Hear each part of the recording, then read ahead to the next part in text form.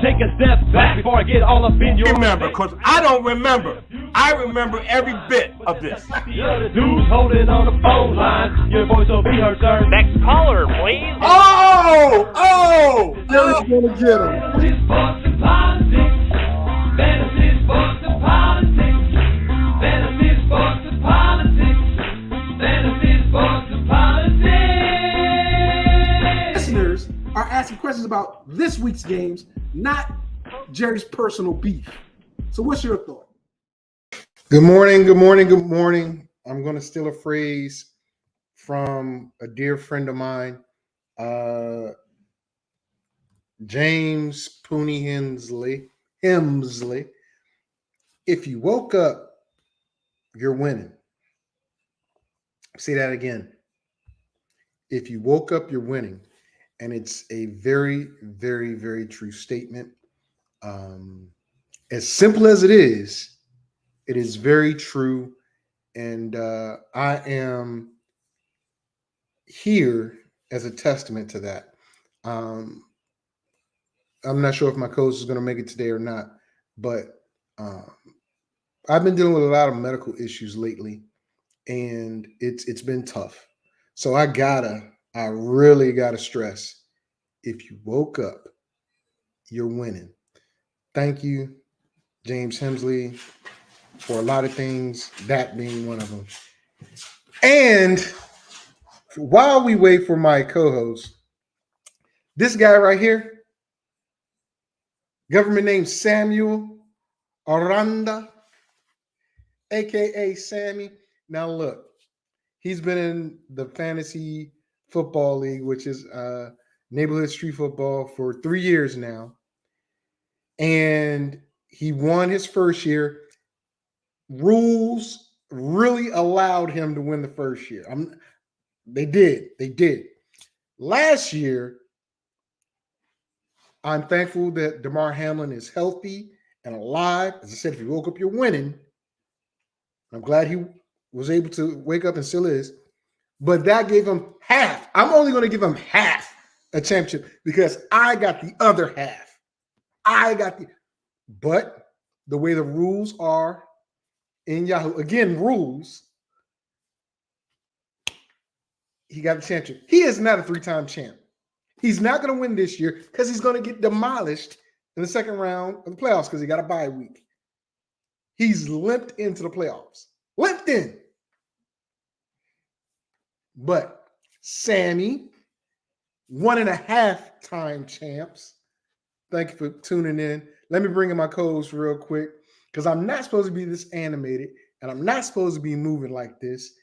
And I'm supposed to keep my levels and everything low. But Sammy,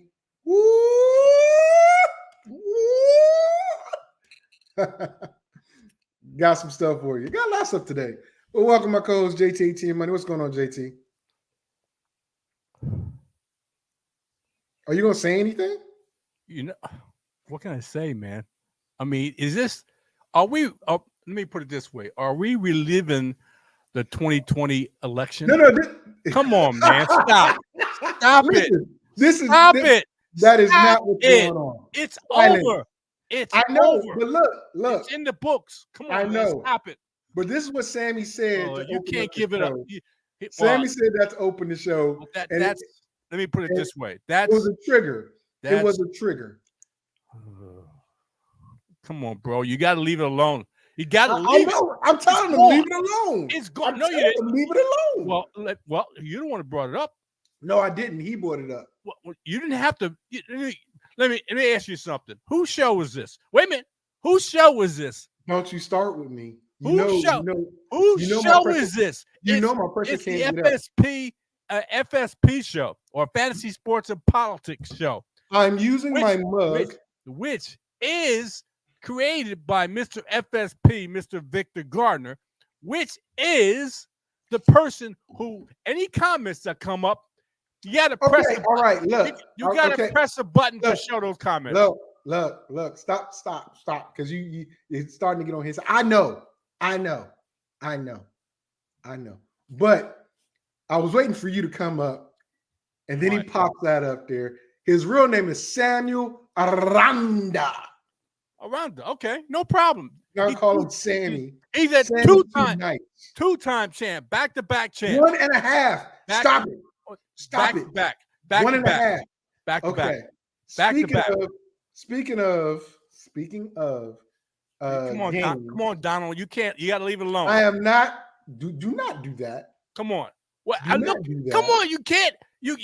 This is Hey, over. Don't say that. A year ago, man. Don't Come on, say stop it. It's over I a know season that. ago. Stop it. Leave it Listen, alone. I know. Stop it. I'm moving toward today's game, and I wanted to say, I don't know if everybody can see this cup because of my background and all that other stuff, but I'm drinking some coffee. Not a coffee drinker, out of my M Logo World mug here. Okay. I'm drinking the Route 64 coffee that I got from Jason Kucera. Damn and it, I'm I know I touching should my have mala said this. beads. That's okay. That's all right. That's all right. My mala beads I got from Mala for Vets. Yeah. From Chris Etter. So I'm trying to woo-saw. As we talk about things, JT. Yeah. The first of 3 games is happening right now. I knew I should have played. The Cincinnati Bengals and the Minnesota Vikings. Yeah. And right now, Cincinnati's driving. They just picked up a first down on 3rd and short. Excuse me, to cross over into Minnesota's territory. So we're going to jump right into the games, and we'll talk about the 63-point getting them fired, should have been fired at halftime game between the Raiders and the Chargers, because I know that made you happy. Oh, it made me very happy. But I'm just going to tell you, that's not going to happen with Arthur Smith. I'm sorry to tell you, it's not going to happen with him. But let's jump into this game since it's happening right now. Firstly, I got Cincinnati, you got Minnesota. I think Minnesota has too many weapons on offense, and their defense will play good enough to stop Mullins. I know JJ is back. Justin Jefferson is back. I don't know if Sammy put him in a lineup or not. Justin Jefferson said he's going to go off in this game. He and Jamar Chase were asked questions this week, and Jamar Chase says Jamar Chase is the number 1 receiver between the two and in the league. And there's no doubt about it, according to Jamar Chase. And both players, and Jamar Chase just made one hell of a catch as soon as I said that. One hell of a catch. Well, let me just interject this real quick. Let me finish before because you got Minnesota. Man. I think Cincinnati, they're fighting to stay in the playoff hunt. They don't have a spot right now, and Minnesota's actually contending for their division, which is weird. But Cincinnati at home, I think they have the better team.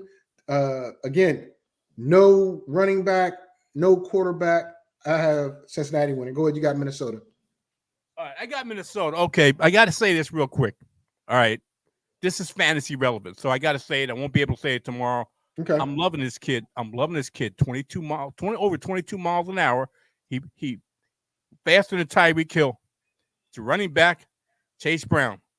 People, I'm telling you, next year, I'm watching this guy. He's a dynamic player, can catch the ball out of the backfield. Ran one for 80 yards last week to the house. Chase Brown at 22 miles an hour, faster than Tyreek Hill. I'm telling you. In that play, but I'm telling because you haven't gotten to your breakdown of Minnesota yet. Here's the thing: do you think he's going to replace Mixon next year? Mixon's on a contract. Mixon next year, I think his contract is up. And the fact is, if he restructured, can I finish? Well, I mean, you got to say. Just ask me a question. Can I finish? I know. And first of all, don't yell. Well, can I finish? You said something incorrectly. Joe Mixon restructured his contract this year, so he's not on a contract. If you let me finish, then you would understand what I'm about to say. Joe Mixon. Because you didn't say it. But go ahead. What? Why? Because you didn't give me a chance. Because you interrupted me. Because you're supposed to talk about Minnesota, not Cincinnati. I told you, but I said let me do this first because this is fantasy relevant. Okay, I said that first. Okay. Yeah, and you talked about the man. running back. Come on. You talked about the running We're back. wasting time here. I know. I need you to get to Minnesota. Anyway, let me put it this way. Get to Minnesota. Chase Brown is a cheaper back. He's the fifth round. He's a fifth round draft pick. Joe Mixon is a more expensive back and an older back. That's the key. He's an older back.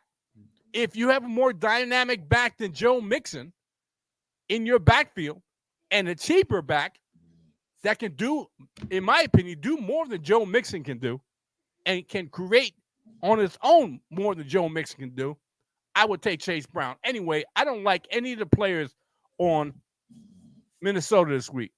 They're playing on the road. They got a backup, and I repeat, a backup quarterback. Okay? I'm not loving Nick Mullen. I think that was a bad choice. I think they should have stuck with Josh Dobbs. Okay, Josh Dobbs did have a good show last week. Okay. That happens. Every quarterback, Dak Prescott, Jared Goff, Patrick Mahomes, they have bad games. So putting the backup in there just because you didn't like the look Josh Dobbs gave you, okay, no problem. You don't want to see what Nick Mullen can do? Okay, but you're vying for the playoffs. You're trying to get a seat in the playoffs, and you're going on the road against a team that's trying to do the same thing with a backup quarterback who's playing better. I like the Cincinnati Bengals in this game, but I also like Chase Brown to put up some decent fantasy points. Okay, well, he had one catch and one run, a run for 10 yards and a catch for something very similar. Cincinnati's going for the field goal right now. They just got it. But one thing you neglected to talk about on Minnesota was they also are going with their backup running back, Ty Chandler, who most people thought would come in and steal the job from Matson. I'm one of them. Matson has not performed well all year. Well, I'll say the last couple games he's performed, but now he's hurt. But he's a more dynamic back, since we're talking about dynamic backs. When you made the comparison to Mixon and Brown, Ty Chandler is the more dynamic back. This is his, I believe, second year in the league. Again, we agree this isn't as going to win the game, but I don't know if it's going to be such a big disparity in play. And I'm going to say Josh Dobbs didn't look good 2 weeks in a row. He had 4 turnovers 2 weeks ago, 2 turnovers last week. They were already talking about benching him. And that was weird because even before the 4 turnover game, Kevin O'Connell was talking about bringing Mullins back in anyway. Before I move to the next game, which is going to be Pittsburgh and Indy, why would, in my opinion, Josh Dobbs, when they were talking about benching him, he was playing well. What do you think precipitated that, hey, maybe I'm going to go back to Nick Mullins now that Nick Mullins is healthy, but I'll stick with the hot hand right now? This was before the 4-game turnover game. What do you think the coach saw? First of all, I did say in the beginning of about Minnesota, I didn't like any of Minnesota's players. And that's what I said. Didn't like any of Minnesota's players. That's why I didn't mention any of them. Okay. I didn't like any of Minnesota's players. And I didn't like the backup. What I think about the coach, going back to Nick Mullen, I'm going to get to that. Okay. I don't like the ring around the rosy here, man. Okay. Eeny, meeny, miny, mo. Come on, man. Either stick with a quarterback. If you like Josh Dobbs, you pull Josh Dobbs from another team. in order to take Yep. and use them. Yep. And then when you don't like what you see, then you go to Nick Mullen. Come on, what? Well, that's what I'm saying, because before they even went to Nick Mullen, well, Nick Mullen was playing that game after, when they picked him up, right? But he got hurt in that game. Josh Dobbs came in, saved the day, so on and so forth. But they were the coach went to the press and said,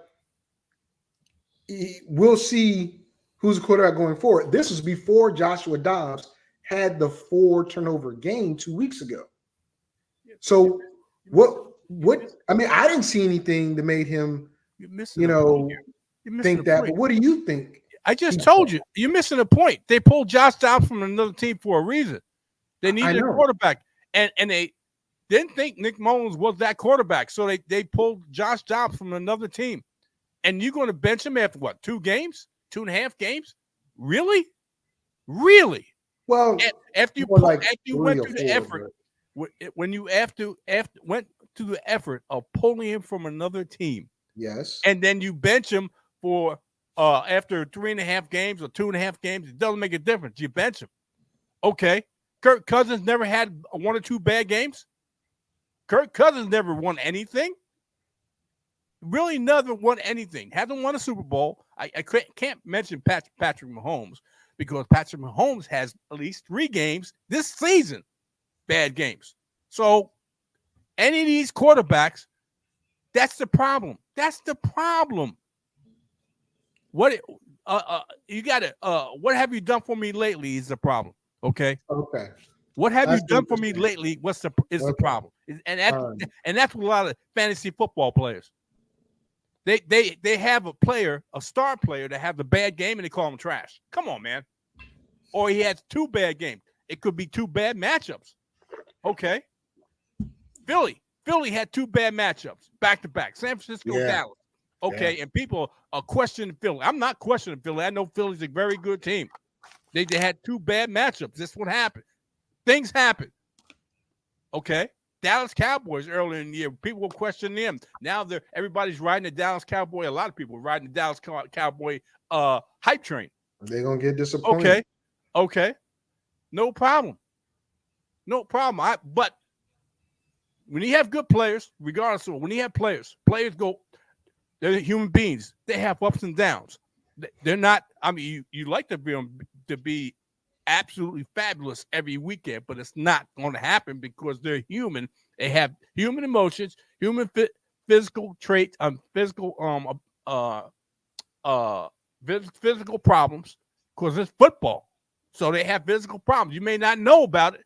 But this bad week could be attributed to a bad matchup or physical problems. Yeah, that's what happens.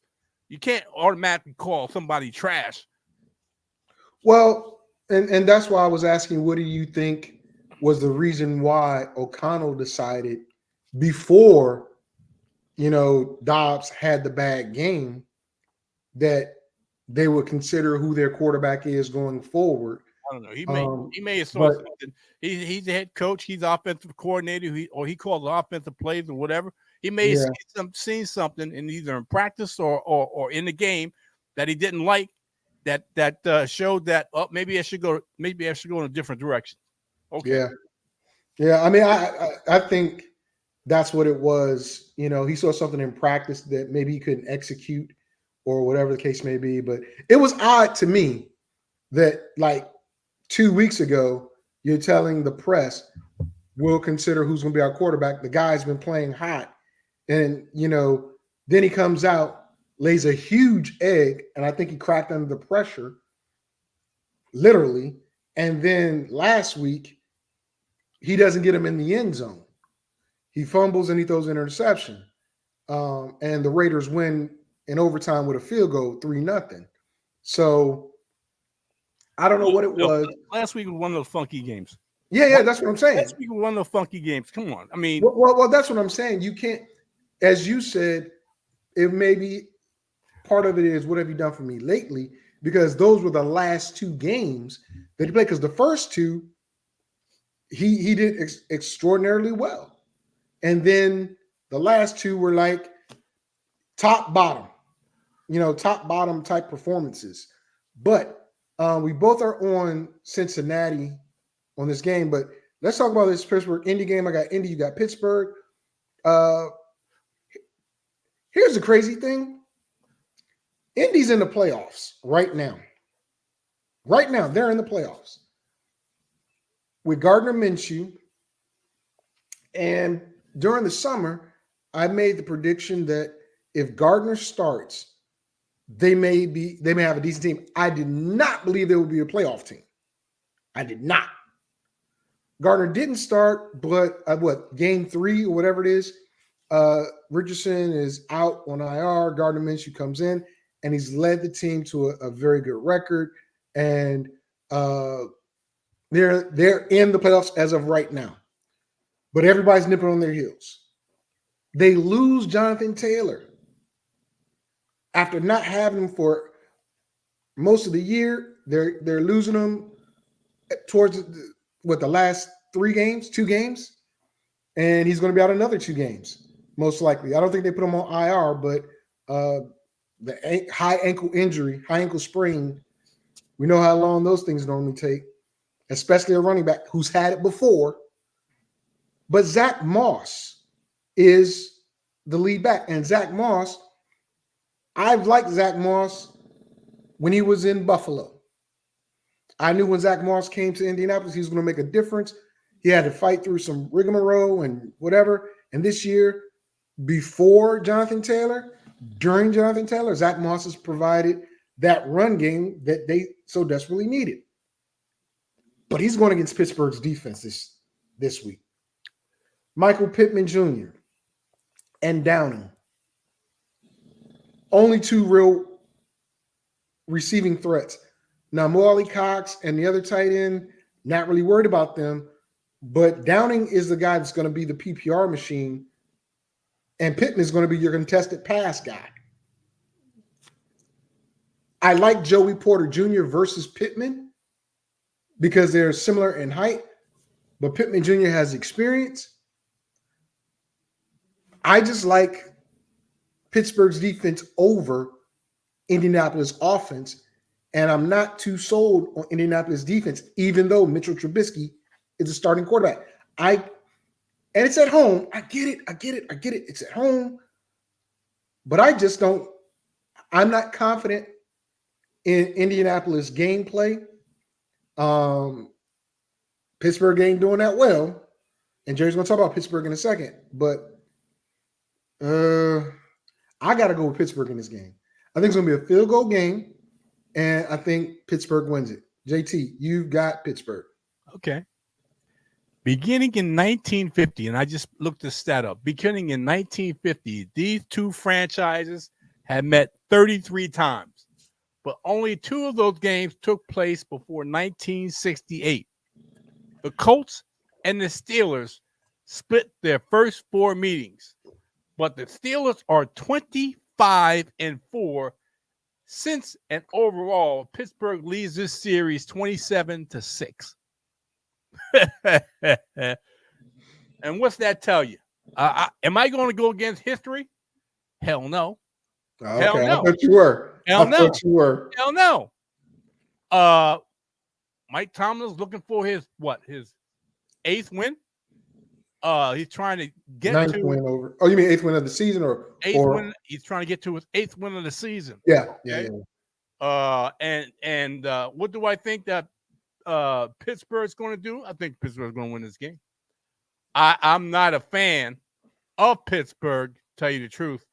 Mm-hmm. I'm not, and it's Colts are okay. All right. They're all right. But the Pittsburgh Steelers should win this game, in my opinion. I'm not a fan, definitely not a fan of Mitchell Trubisky. And I'm on the fence. Wait a minute now. I'm on the fence in here. Oh, Lord. They're playing. Why are we going to the fence now? They're playing. They're playing in Pittsburgh. Indianapolis is 15th against the quarterback, 30 against the running back, 11th against the wide receiver, and 22nd against the tight end position. So Pittsburgh plays the quarterback and the wide receiver passing pretty well. Indianapolis is 7th against the quarterback, 19th against the running back, and 15th against the wide receiver, and 18th against the tight end position of preventing fantasy points. Okay? Points lead to points in real life. Am I taking Pittsburgh in Indianapolis? Well, you did, but are you changing it? I'm thinking here. The history tells me. God. The history tells me to take Pittsburgh Steelers, but Okay. I don't like Mr. Trubisky, and I damn sure don't like the passing game that Indianapolis can, the defense can put up. I'm going with Minshew Mania. Okay. You switched on us live on air. Live on air. I'm going with Indianapolis in this. That's fine. One stat, and I thought that you were going to Indianapolis to begin with because the kibosh, the jinx is Pittsburgh has won 8 straight games versus Indy. And when you were hyping up, Pittsburgh, I thought you were going to be like, but I'm going to go with Indianapolis. But okay, you changed your mind. Not a problem. It's a game that I easily could see Indianapolis winning. That's what I said, a field goal game. But I don't know. And Ty Chandler scored. Ty Chandler, who I was talking about earlier, better back than Addison, just scored a touchdown. And now it's 7-3 Minnesota. Ladies and gentlemen, I didn't say Minnesota's going to win this game, but I did like Ty Chandler. I did. I said it a few minutes ago. But anyway, you flip-flop from Pittsburgh to Indy. Let's go on to the evening game. I've got Detroit. You've got Denver. Okay. Here's what I'm going to tell you.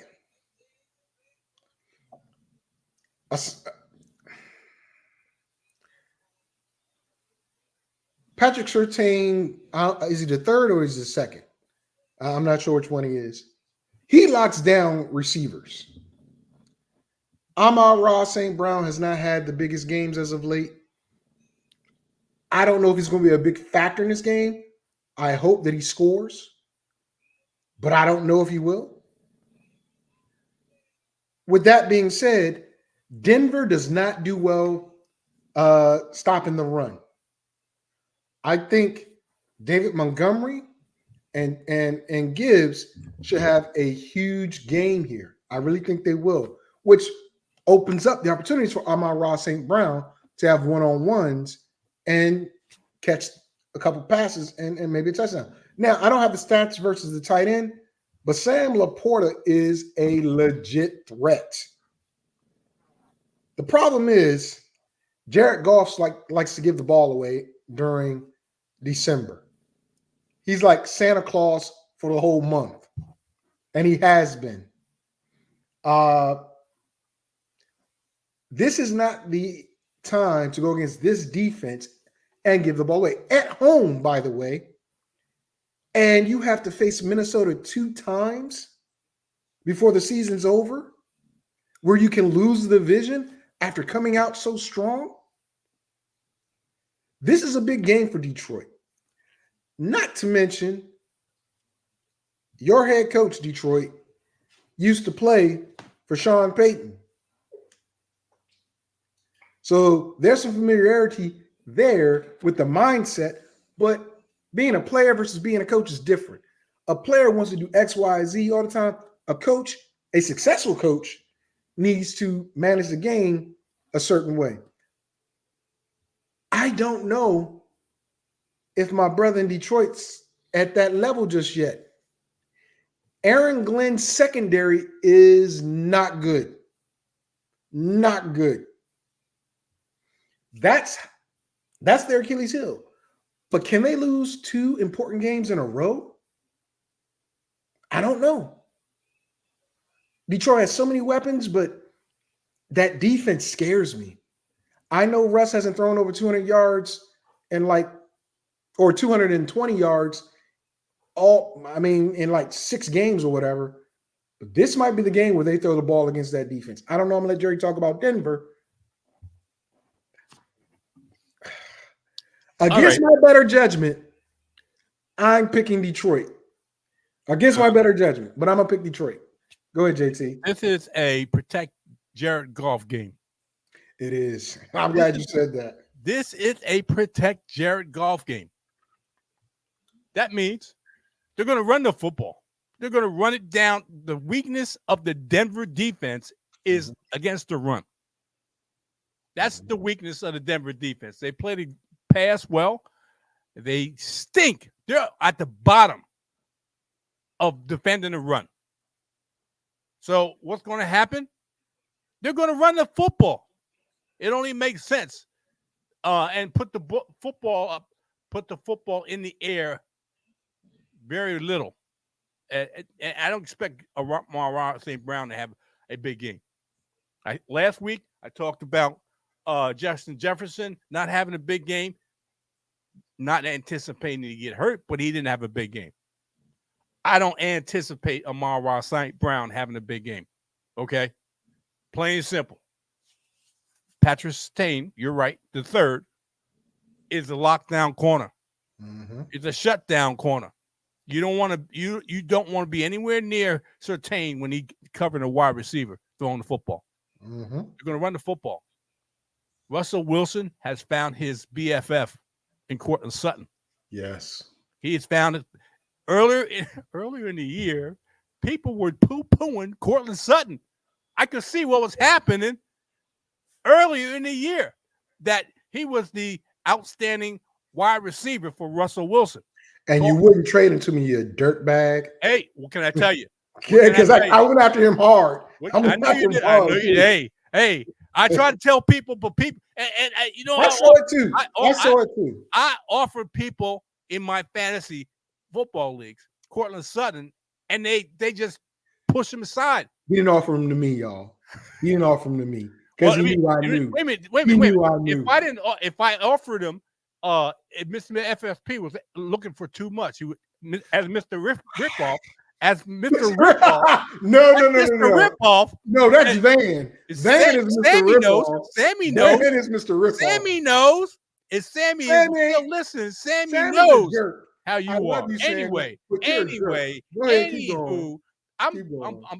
you may go with the Detroit Lions. I ain't going that route. I'm going with the best pass defense against this team. And the strong suit, I mean, they do have a couple strong suits, but the strong suit is the passing game. They do have two good runners, but the strong suit is the passing game. But of late, it hasn't been because of Jared Goff. And I said earlier in this, it's a protect Jared Goff game. They're going to run the football against the weakness of the Denver Broncos, but I think the Denver Broncos are going to prevail. And I've taken the Denver Broncos in this game. Okay. Look, I can see that, and we're going to go to the next game in a minute, but neither team stops to run well. I'll say that. Neither team stops to run well. Detroit stops it better than Denver. I think the linebackers in Detroit are more aggressive, and they are very hard-hitting tacklers. Their secondary sucks, unfortunately. But I'm expecting, this is me, Javonte Williams to get in the end zone, Montgomery to get in the end zone, maybe even Jamar Gibbs. So if you're looking at same game parlay picks, I'm looking for all three of those backs to score this afternoon. That's what I'm thinking. I don't know what JT thinks about that, but that's what I think. Let's move on to the next game, which is going to be Atlantic at Carolina. Listen, this is the easiest pie. I know JT won. Oh, we neglected to talk about the game you really want to talk about. Well, after this game, we'll talk about that game since it already happened. Whatever. Just remind me, okay? Whatever. Well, I'm saying because I know you're happy about what happened. And I'm all about giving joy during Christmas season. Unfortunately, some people, that guy, isn't. But Atlantic at Carolina. I know I'm supposed to talk about Carolina and Jerry's going to talk about Atlanta. But do you want to switch Okay. All right. Okay. Why would I want to switch? Well, because I'll say this. I have Atlanta winning the lowly NFC South. They had it in the palms of their hands last week and let my boy Baker take the ball downfield on them and win. And it's a real possibility that Tampa Bay can win out. Real possibility. I don't think they will, but Atlanta, stop fumbling the bag. Carolina, Bryce Young is going to be a pincushion in this game. He's going to. I believe Hayden Hurst isn't playing. Adam Thielen is questionable. Miles Sanders is questionable. Chuba Hubbard is there. They don't throw the ball well. They're trying to run the ball, but they don't have the offensive line. Jonathan Mingo's out. The best thing about Carolina is their defense. And what's saving Carolina in this game, it's a divisional opponent, and they're at home. That's the only thing saving Carolina in this game. And the fact Atlanta doesn't throw the ball a lot. Last time these two played, Drake London didn't catch one pass. He only had one target. That was the first game of the season. Carolina lost the game. They're going to lose this game because they're even worse than they were first game of the season. JT. Oh man, come on, man. Tony says Carolina. This is not one of my favorite teams. I tell you, this is not one of my favorite teams at all. Atlanta, really? I know. Come on, man. Bro, what did I say at the beginning of the season though when we did the breakdown? I said Atlanta's defense is way better, and I think it's one of the best defenses in the division. I said that in the summer because of all the additions, and I've been proven right so far. But their offense, which I know you're about to talk about. Let me put it this way: who's head coach? And just answer me this Arthur question: Smith. Who's the head coach of the Atlanta Falcons? I just told you, Arthur Smith. And he'll find a freaking way, and I'm saying it nicely, of screwing it up. I know. He'll find a freaking way of screwing it up. Yeah. And I hate to be yelling, but this is another passionate coach that I do not like. This is another coach I'm passionately against. Is Arthur Smith. I was passionately against in Staley from the Chargers. You got your wish. And I got my my Christmas present early, and I'm thanking you, this Stanos family, but they're cheap as hell. They're cheap as hell. You think they fired the GM? And let's talk about that in a minute. Stick to Atlanta. And Tony, I sent you the invite, so if you want to come on, check your email. Let me tell you something. Carolina by 20. Yeah, okay. You mean by losing by 20? Is that what you meant? You left the word out. Losing by 20. Really? I just realized that too. You left the word out. Carolina losing by 20. Tony, you got to come on and defend that. You got to defend that, Tony. Please. 20? Carolina by 20? I'm telling you, he left the word out. I thought he was saying Carolina was going to lose. You got to correct what you just put down there. Yeah, bro. Come on, man. Come on. Well, let me put it this way. I don't think Carolina is going to lose by 20, but because these two teams don't like each other. Mm-hmm. And the fact is, you had said it earlier, they're a division matchup. Okay? Mm-hmm. For whatever reason, whatever record these two teams have, don't make a difference. Whatever record division opponents have, don't really make a hill of beans. They play each other tough because they're division opponents. They see each other 2 times a year. Mm-hmm. And Carolina historically doesn't like Atlanta and vice versa. Mm-hmm. So this game is going to be closer than you think. And I think Arthur Smith, don't screw this up. Don't screw it up. I think I like Atlanta.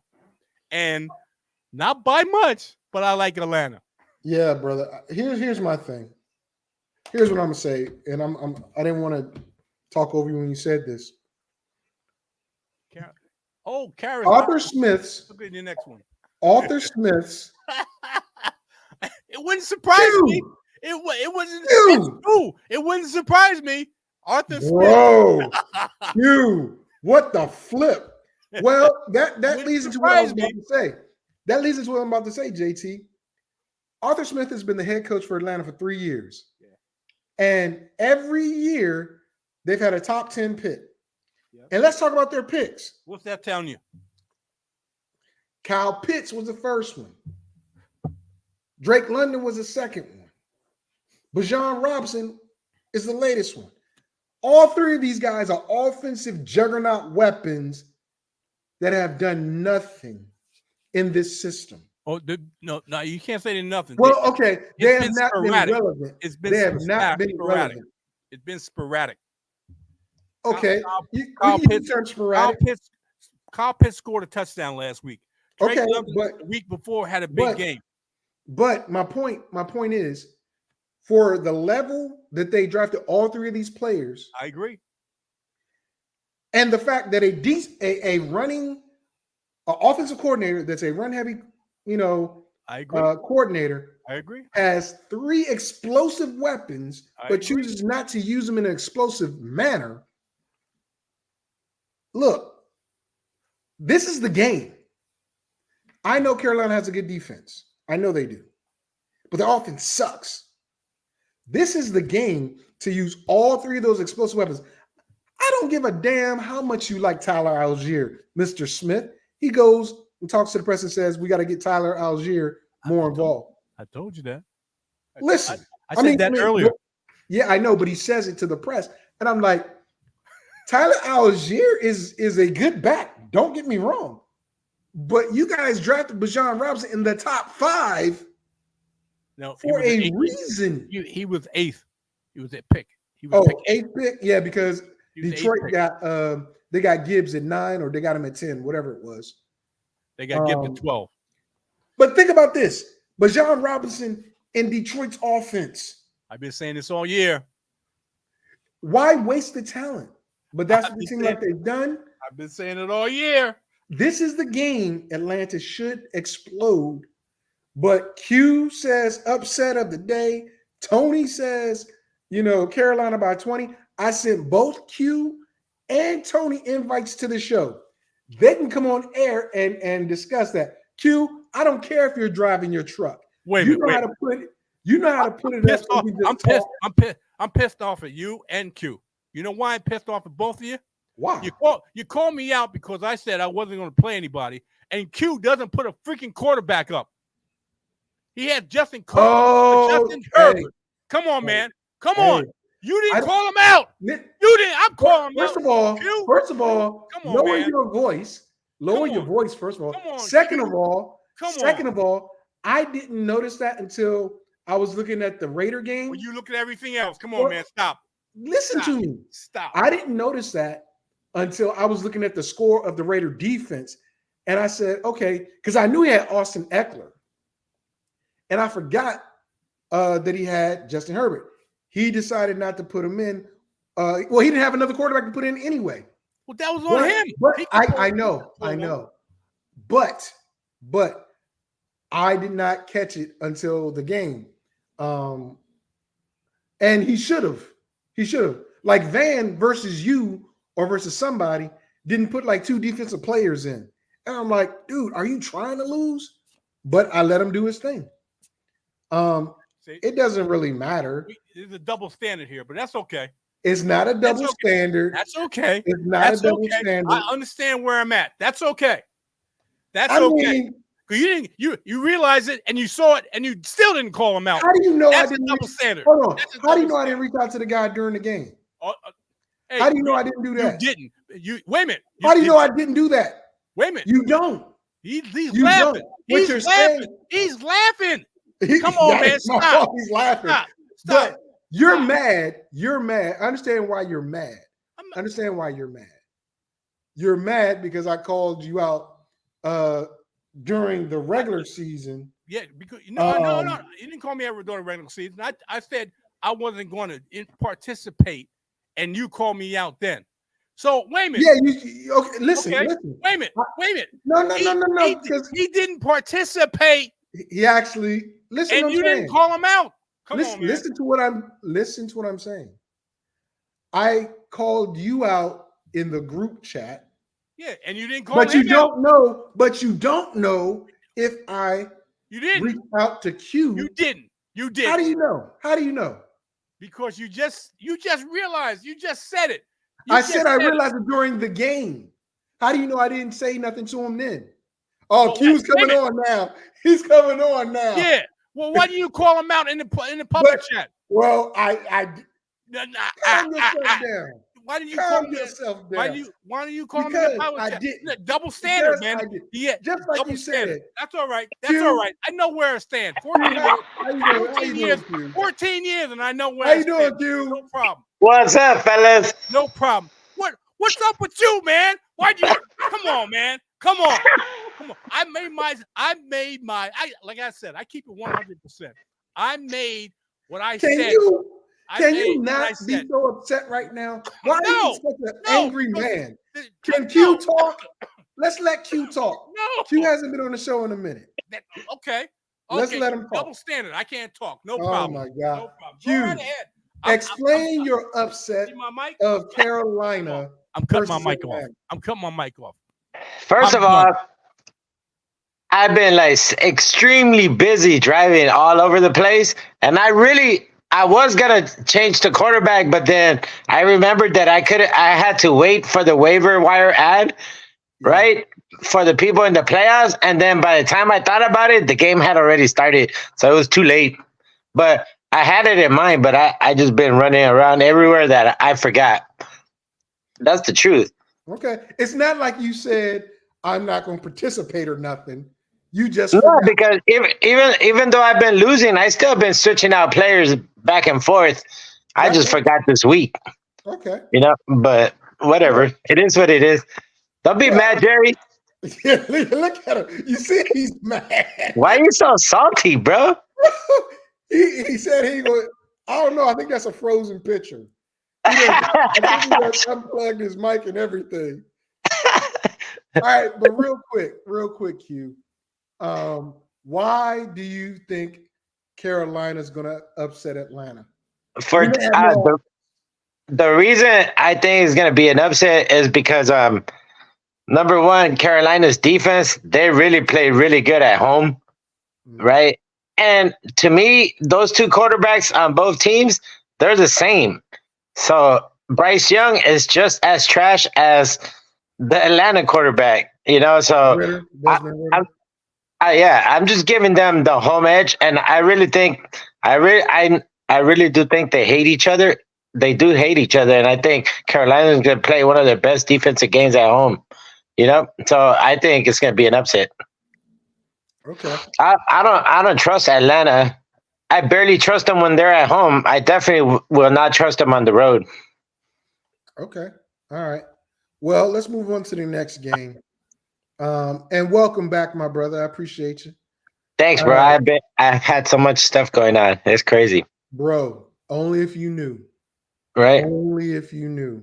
There's a lot going on all over. And we all three of us have had some troubles right now. But let's talk about Chicago, Cleveland. JT, you got the Bears. I got Cleveland. Wait a minute. Oh, Wait a minute. We go. What? You cut your mic off. You're not going to afford me that courtesy of switching up here. Hold on. I gave you the courtesy last game. Hold up. Let's talk about the Chargers and Raiders real quick. Because I told you to remind me of it. What's to talk about? Well, I knew you were happy that the guy got fired. That's it. Calm yourself down, man. Jeez. I'm trying to have some decorum here. All right. Well, you lost that a long time ago, man. Yeah, when you came on. Exactly. Jesus. I'm sorry, man. I'm sorry. No, you're not, because you keep doing it. Okay. All right. So I was of the mindset of Richard Sherman. Fire that dude in the locker room. Fire him. Do you know the last time the Chargers fired a head coach before the season was over was Kevin Gilbride back in the day? Ooh. Before we were born. Huh? Before we were born. No, I was born during Kevin Gilbride's days. I was born during Bobby Ross and I all was that. way before that. So. Yeah, way before that. but that it's been a long time. That's the point that you were making. I get it. But not only did they fire the head coach, they fired the general manager, and they have the backup linebacker coach, not even the linebacker coach or the defensive coordinator, as the head coach, interim coach. Interesting to me, kind of like the Raiders did. Antonio Pierce took over the job, and I listen. I was amazed that the Raiders were up 21-0, right? And I was like, okay, that's good, but they're not going to get 49 points for the game. Next thing I know, by halftime, it's 35 donut. And I'm like, 42. Well, yeah, 42 donut. I was like, oh my God, let me go ahead and place a bet that this is going to go over 53 points. And obviously it did. And then when they came out at halftime, Antonio Pierce says, when asked, what does this team need to do? He says, keep our foot on the pedal. I really think Antonio Pierce wanted to get the league record, not just the franchise record, but the league record. Because the way he was yelling at the team and plays being called in the second half, once they already hit 63, was amazing. If not for that blown coverage to start the third quarter, I think the Chargers' morale would have sunk even deeper.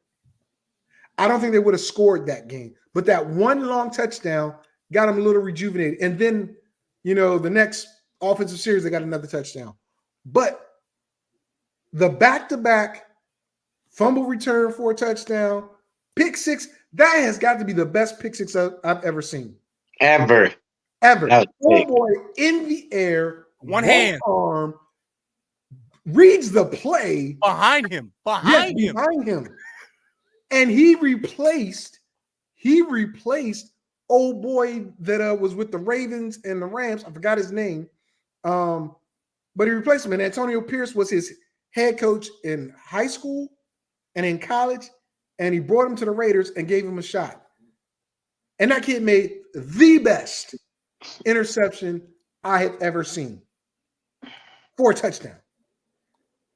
Brandon Staley gets asked questions. How hard that is? Yeah. Yes, I do. I do. But that's my point. That team running came down out the field, flat. grab that from behind and bring it in and then score a touchdown. Come on, man. But that team came out flat to begin with, right? They should have fired that coach at halftime. I agree. Now here's a question. And I know JT has his opinion on it. I got my opinion. And I know you should have opinion, Q, because you had Austin Eckler. Why did they not run Austin Eckler as many times they ran Joshua Kelly and the other kid? Instead, they're throwing tight end screens to Austin Eckler instead of just running the ball. Whichever one of y'all want to jump in on that, that's fine. Let me jump in on this because I had talked about this before the season. And I think I said Austin Eckler wasn't going to be him. It wasn't going to be him. I had said before it wasn't going to be him. Different coordinator and all. I didn't think Austin Eckler was going to be all that, even though he was within the top 12 in the first round. I didn't think he was going to be all him because he's a year older. He's in the last year of his contract and a different offensive coordinator. With the offensive coordinator doesn't have the philosophy of getting the ball like Joe Lombardi of the previous year of getting the ball to the back. So Austin Eckler is going to be who knows where. He's not going to be with the Chargers, and he's going to be just another guy, in my opinion. He's going to be just another guy. He's not a 3-down back. They try to use him as a 3-down back. He's not a 3-down back. Age is catching up with him. I'm not a Austin Eckler fan. Beginning of the year, still not an Austin Eckler fan. And we'll see where he ends up. I don't think he's going to be a featured back on any team. Let me put it that way. I think his time has come and passed. I've always been an Austin Eckler fan. I know that. I knew he was not going to do this good this year because I don't think Kellen Moore is that great like everybody makes him out to be. Like he sucked as a quarterback. He went straight to offensive coordinator with the Cowboys, and then they ran the same plays that they're running now. He always does running back screens. That's like one of his favorite plays. And I don't see his brilliant offensive mind like everybody else does. But I just think the problem is the offensive coordinator. But I mean, like you said earlier, the Chargers, they're cheap, man. So they pay cheap at every position. So yeah, the Chargers are extremely cheap. One of the cheapest owners in the league is the Chargers, and good old boys network, man, at work. Well, exactly. That's nepotism at its finest. Good old I'll boys say network this: at work. the Spanos family is as you said, Jerry, very frugal. You didn't use the word frugal. You said cheap, but it is what it is. They got rid of the general manager. They got rid of the coach. It's an appealing job for anybody that's coming because you got Justin Herbert, but Justin Herbert is coming off of broken fingers and aging Keenan Allen. And but like they ain't gonna pay big money for a big time coach. I don't think so, but this is what I'm saying. Anybody that comes there, aging Keenan Allen, also, like Jerry said, Austin Eckler might not be there. He's not going to be there. Well, my point is the defense is over $100 million on that defense. And the talent you have is not reflective on the field. That's because of the scheme and the coaching. Well, look, I'm just saying, is it that attractive of a job now? Just because you got Justin Herbert, you're going to have to either get rid of Khalil Mack.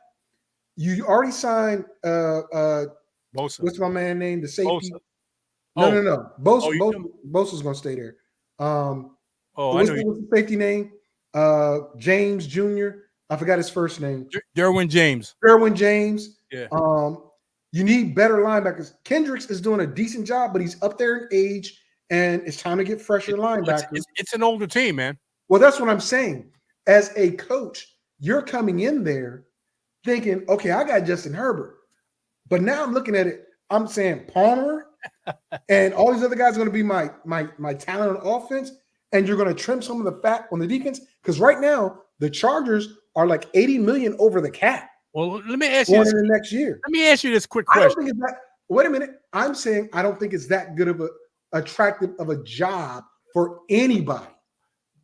I remember his first name. I can't remember his last name. Who's the Hall of Fame quarterback for the Chargers? Oh, Dan Fouts. Huh? Dan Fouts. Dan who? Dan Fouts. Okay. This reminds me of Dan Fouts. This quarterback reminds me of Dan Fouts. Who's the other one? Phillip Rivers. Phillip Rivers, Stan Humphries. Phillip Rivers. Drew and now Justin Herbert. A lot of talent, but that talent only can take you but so far. That's true. That's exactly what I'm thinking. It's a Charger quarterback. A lot of talent, a lot of potential, but that potential or talent can only take you but so far. Not the type of quarterback that can win you a championship. That's what I'm thinking of Justin Herbert. He can put up stats. Phillip Rivers put up stats. Dan who? Fouts. Dan Fouts put up stats, but can't win you a championship. Here's the question. He's got a ceiling. Well, that's the question I asked you guys. If we know all these problems are with the Chargers, is it really an attractive position for a new head coach? Of course, because of Justin Herbert. It will always be. I don't think that's enough. This is a quarterback league, bro. Yes. You ain't, All the if you don't have, all the good teams have great quarterbacks. if you don't have a quarterback, you ain't got nothing. Nothing. That's a fact. Okay, but you got to put some pieces around that quarterback, and those pieces are getting older or brittle. They're getting older and they're brittle. Not just Keenan Allen, I think he's had his most healthiest season in a while, but look at Mike Williams. Look at the other wide receivers. Joshua Palmer is coming back from IR. Guyton coming back from being hurt. They don't have reliable. Everett was hurt at one point.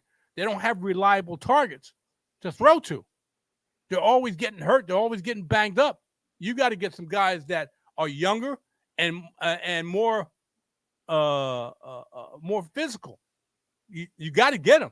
I mean, you only can go but so far with the talent that you have, and apparently they've gone to the limit right now, and they got to recharge themselves, so to speak.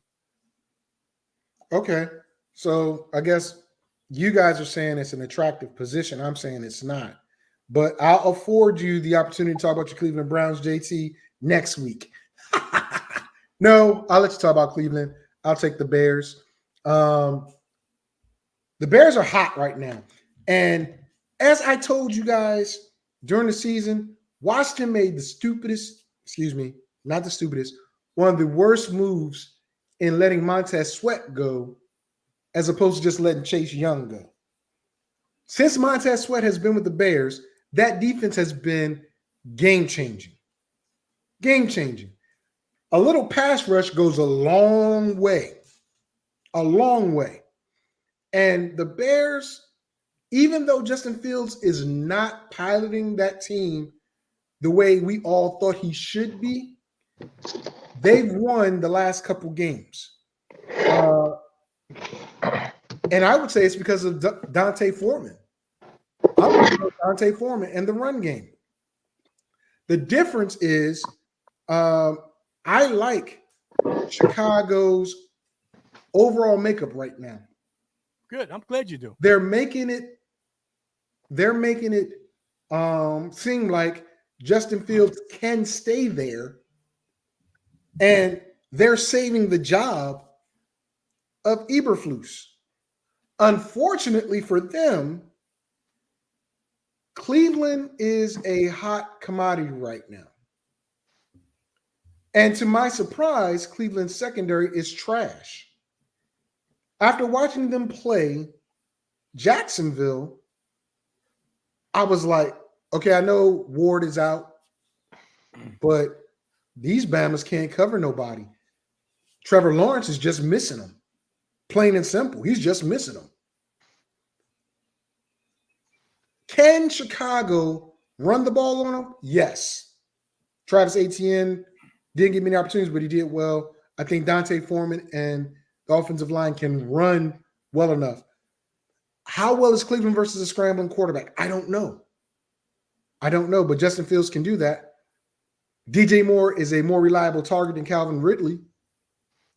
Cole Kmet, maybe not as big of a threat as Evan Ingram, but if you are Chicago, you make Cole Kmet your focal point in the passing game.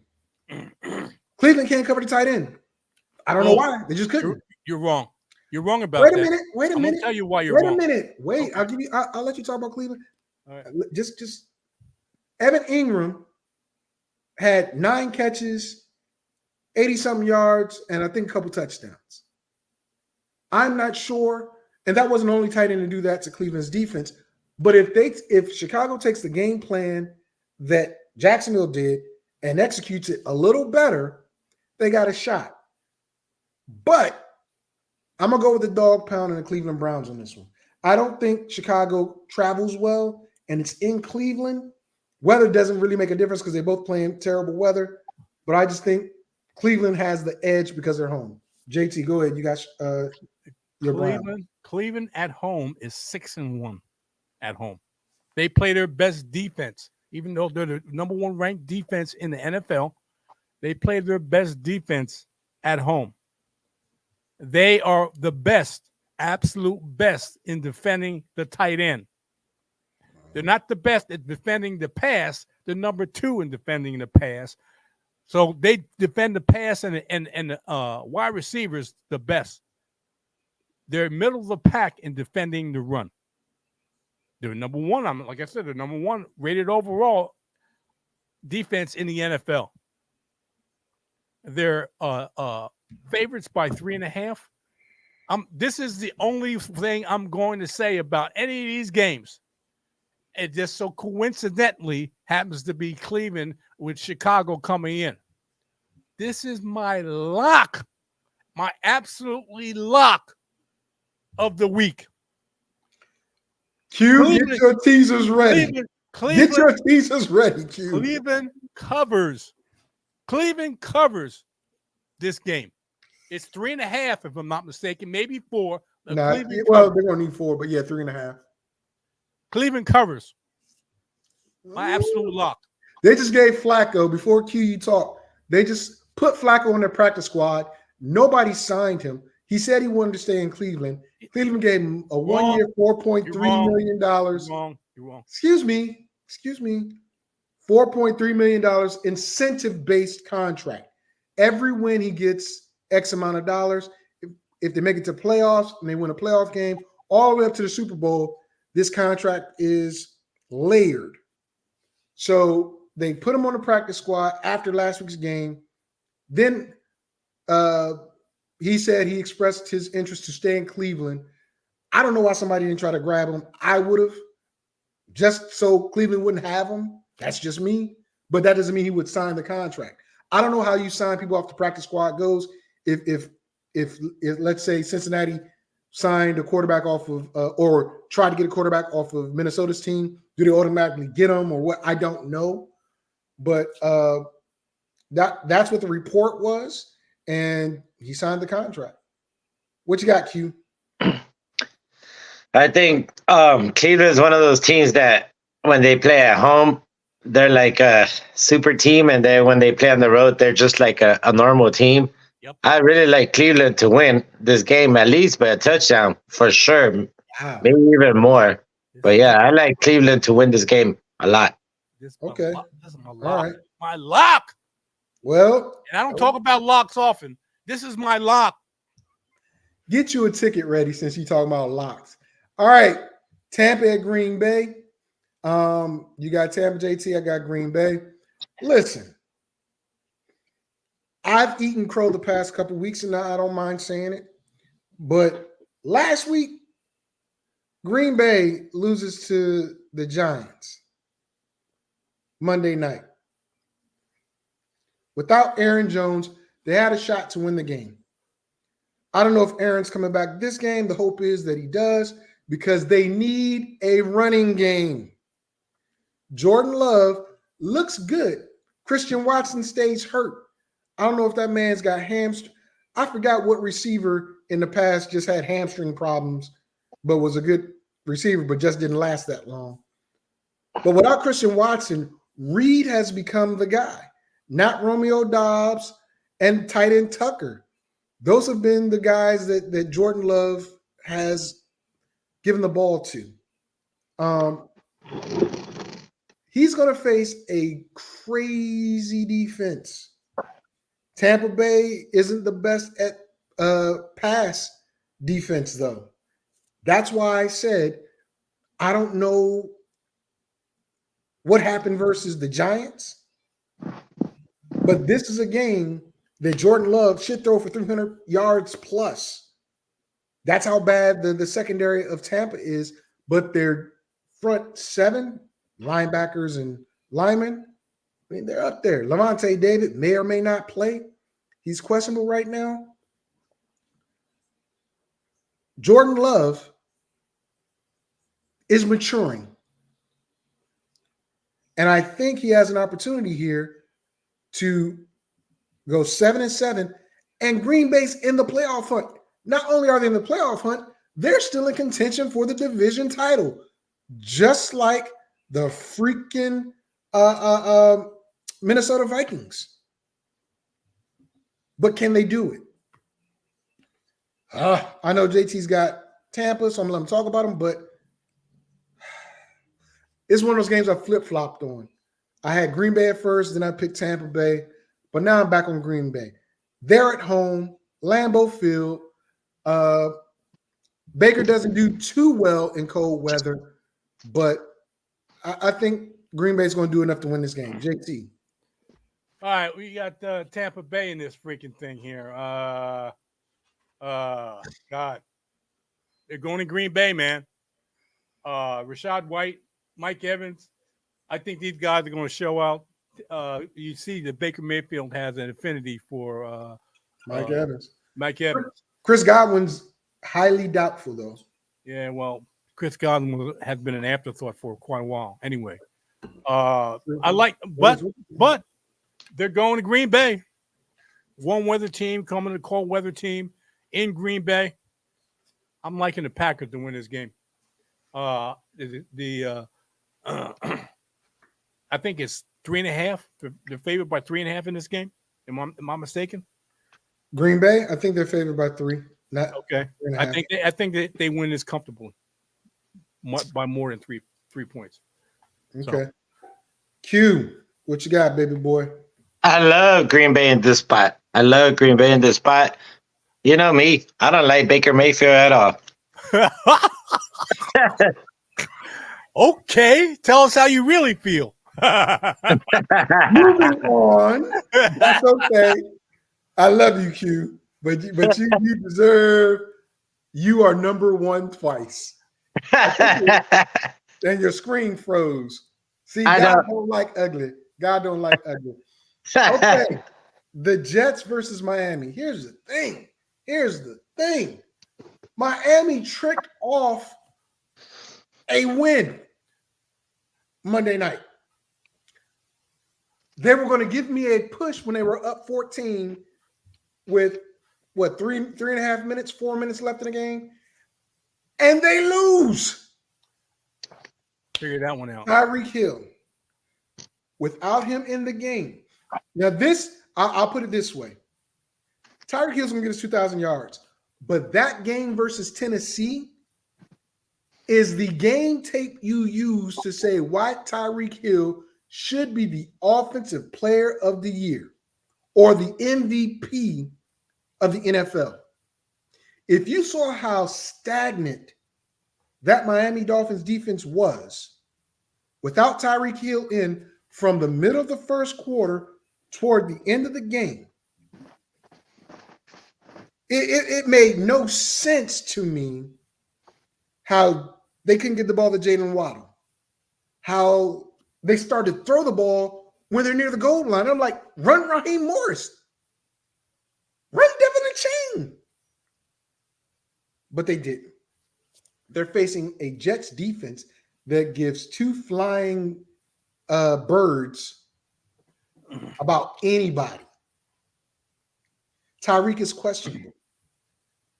I haven't gone over the stats of, their one-on-one matchups of the past couple of years, but Sauce versus Tyreek, Sauce probably needs a little help because I know he's not as fast as Tyreek. But that defense of the Jets, this is a stranger danger game for Miami. They need to win this game after losing to Tennessee. They need to win this game. It's at home. It might be rainy and messy again. The first half of last week's game that the Jets played versus Houston, same type of weather, 0-0. All of a sudden, they come out in the second half and put up 30 points. Miami, you better not trick this game off. Don't trick the game off, Miami. I got Miami. Go ahead, JT. You got your Jets. I don't like the Jets. I don't like the Jets in this at all. I don't like them at all. You got a good game, bad game, good game, bad game, bad game, bad game, bad game, good game. That's what I'm talking about in Zach Wilson. Mm-hmm. I mean, you never, it's like a box of chocolates. All right, Forrest Gump type. You never know what you're going to get with Zach Wilson. You don't know what you're going to get. He's on the road playing a division rival. And it's not a bad defense, but it's a decent defense that can can cover the wide receivers and can defend the run. I'm not liking the Jets in this at all. The spread is what? 12? The Oh, spread they're is not 12? covering 12. They're going to cover 12. They're going to cover. They're going to run the football. Miami? Miami's going to cover 12? No, Miami not going to cover. I said, am I talking about the Jets? I'm saying the Jets are going to cover 12. Oh, okay. They're going to try to run the football, keep away with this explosive offense. That's the formula. When you go up against an explosive offense, you got to play keep away. You got to run the football and burn the clock and try to keep this game close. That's what I think the Jets are going to do. I don't think Miami covers. I like the Jets to cover and the Miami win the game. Q, what you got? I can't believe I'm saying this, but I like the Jets to win. I really don't think Tyreek's gonna play. I mean, that injury is more serious than what everybody's talking about, and you're not gonna be okay in a week, man. And I don't think he can go full speed against this defense. So I think he might give it a go in the first quarter, and that's about it. But I don't see him playing the whole game, and I don't trust Tua. I don't trust Tua at all, and I just think that defense is going to be all over him. So I think this is one of my upsets for the week too. So I think the Jets are going to win. This is the weather forecast for Miami. 76 degrees, light thunderstorm and rain. Precipitation is 80%. Oh, well, you know it's going to rain. Yeah. The forecast is Tua on his butt all day long. It's a possibility, bro. It's a possibility. All right, next game. Giants go to New Orleans. And before Atlanta brought in all that defensive talent, I thought New Orleans was going to run away with the division because of Derek Carr. This team has been so inconsistent. So inconsistent. You got the Giants, JT. I got New Orleans. I have no idea what their identity is. None. And Dennis Allen, he might get another opportunity next year to coach the team, but they got to figure something out. Alvin Kamara, Chris Olave might not play. Right now, it's looking like he's not going to play. You're going with backups at quarterback, at receiver, especially if Olave's not there. Is this a Taysom Hill type game where they just run? I believe the defense of New Orleans can stop DeVito and Saquon and them. But my worry is, can the offense of New Orleans get in the end zone? They did it versus, Carolina last week. It wasn't pretty, though. And Carolina's the worst team in the NFL. The Giants are on a hot streak. I hate saying it, but I got the Giants winning the game. JT.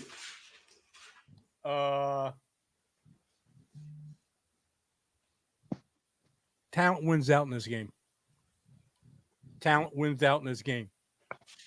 It's in New Orleans.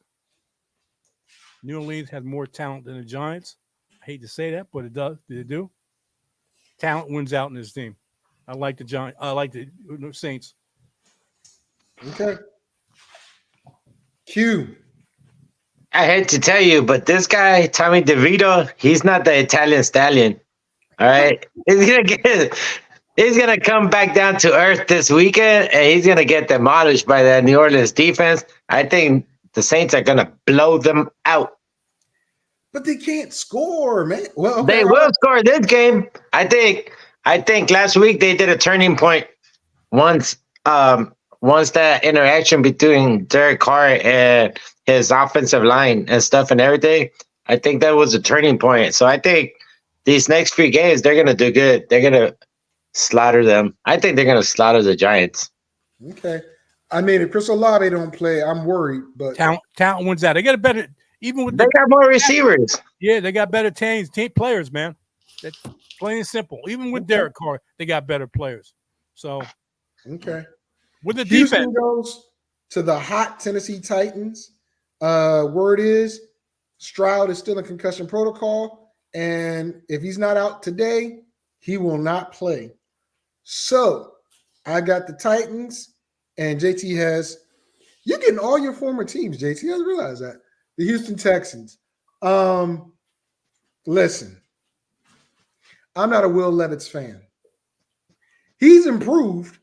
He has definitely improved over the weeks, but he's also throwing the ball to one of the best receivers in the game who is not washed. I recall somebody said this guy was washed, but he's not. In DeAndre Hopkins. Derrick Henry might not be the monster of the midway that he used to be, but he's still that guy. Tajay Spears is a good compliment to him right now. And they look like a more complete offensive team with Levis than they do with Tannehill. They're coming off a big win versus Miami. Coupled with the fact that Stroud might not be playing, I got to go with Tennessee. I think Case Keenum is starting. My bad. They announced it this morning. Case Keenum is starting. Yep. So I'm definitely going with Tennessee. But I think it's going to be tough for Tennessee to win the game, even though it's at home. But I got them winning this game. JT. it's really nothing for me to talk about the Houston Texans without C.J. Stroud, without Nico Collins, without Tank Dell, and possibly Noah Brown banged up. Come on, man. Really? Yeah. Tennessee's my lock. with Case Keenum as the quarterback, I know it's a division rival. I know that the Houston Texans is trying to get a playoff spot. This is a key game for Houston, trying to keep up with Jacksonville. Houston, come on, please. Houston, come on, please. I got some money running on Houston. Or Tennessee. It doesn't make a difference. Either Tennessee or Houston. They got the same. I think they have the same record, if I'm not mistaken. I know what you're talking about. One game behind. Yes, Houston's is 7-6. Oh, Tennessee is 5-8. Yes, they're 5-8. So come on, Houston. But I think Tennessee's going to win the game. Tennessee's going to win this game. Well, I think all of the South, except for Tennessee, is going to lose this week. But that's my preview. Go ahead, Q. Oh, did you see that interception? Yeah, I did. I saw it. Oh my God, how bad! And he wanted to play Nick Mullins. Are you kidding? That's what I didn't say play Nick Mullins. That's what I'm saying. I didn't say play Nick Mullins. No, when I say he, I'm talking about the head coach. O'Connell. Come on, man. Come on. All right, well, let Q talk. Go ahead, Q. What you got? I'm sorry, Q. There's not much to say about this game other than that Tennessee's playing good right now. They always play hard for that coach, you know. Yep. Well, Levis, he's got a cannon. He be throwing like 80 yards down the field without looking. He getting lucky, but anyways, yeah, Tennessee's gonna win. No C.J. Stroud. All right. No Nico Collins. No nobody. No nobody. So. All right, let's go with this game. Kansas City at New England. Listen, Zeke showed that he still had wheels in the last week when he played 2 games and he carried the ball almost 40 times and he received the ball over 20 times. That's 60 touches in 1 week for Zeke. Bailey Zappi might not be the answer, but apparently he's better than Macaroni Mac Tony. However, New England does not have enough in the tank, I don't think, to beat Kansas City in this game. What they did to Pittsburgh, they utilized their tight ends. Outstanding. Use the middle of the field. Outstanding. But Patrick Mahomes is mad. Pat Mahomes is mad. And Kansas City lost 2 straight games. It's going to be in New England. That doesn't make a difference. Big difference is, can anybody from Kansas City other than Travis Kelce catch the ball? I'll let JT talk about that. I think it's going to be a lot closer than most people got this game. But I'm going to give it to KC. JT. KC's the easy winner here, man. Talent wins out. No talent to speak of on the New England Patriots. No talent. New England Patriots, what, they're 3-10 or something like that? Mm-hmm. They're horrible. They are, 3-10. 3-10. They're horrible. Like I said, at the beginning of the season, I thought New England would be one of these teams that was one of the lowest scoring teams in the NFL, and I haven't been proven wrong yet. Sometimes they score more than 20 points, okay, but for the most part, they struggle to score 2 touchdowns. They struggle to score 2 touchdowns. I don't think they do in this game. This is an easy win. Another lock for me. But they're not covering, though. I don't think Kansas City covers. It's going to get covered. All They're right, going to cover this. They're going to.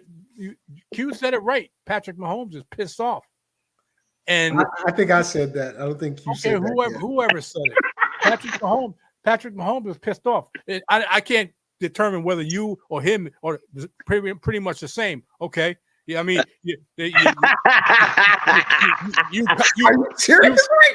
you coddle him, so I'm just thinking you're the same. Oh my God, right. That's all right.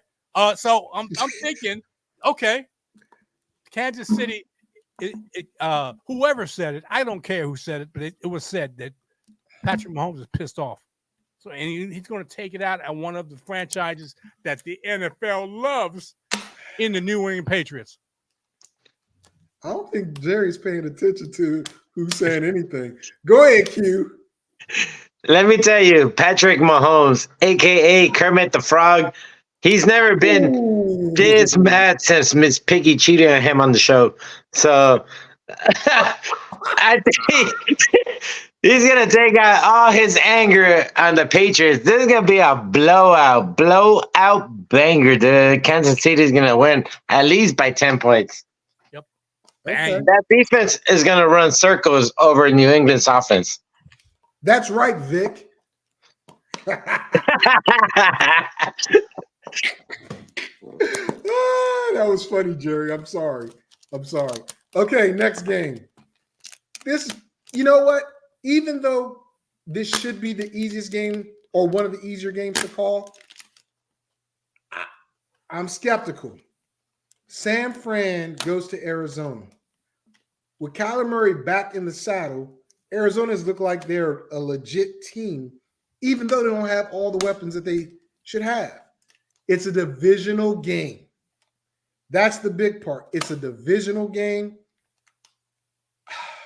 Look, there isn't much to talk about with Arizona, but they're going to make this as close as they can. Who will Kyler Murray throw to? McBride? Will it be Connor catching the ball out of the backfield, running the ball? We don't know. I don't think they have enough weapons, period, to stop San Francisco. Just period. I got San Fran winning this game by 10, even though it's a division game. JT. Division game. I've been liking Kyler Murray and what I see from him, but talent wins out. You got talent at the quarterback, running back, wide receivers, and at the tight end. And the tight end in San Francisco is doing a lot with less, regardless of what anybody says. He's doing a lot with less. He doesn't get the many touches as Travis Kelce. He doesn't get the many touches when he would play as Mark Andrews. But when he gets those touches, I'm talking about George Kittle, he does a lot with them. That's what I'm saying. Okay? Well, he does a lot with them because when he catches him, there's nobody else left to defend him or tackle him. That's Yeah, right, they're because he's covering wide open. everybody else. Because he's that good, he gets They're wide open. covering He's Debo gone. and He's that wide open because he's not that good. Because if he was that good, because if he was that good, he would always have somebody on him.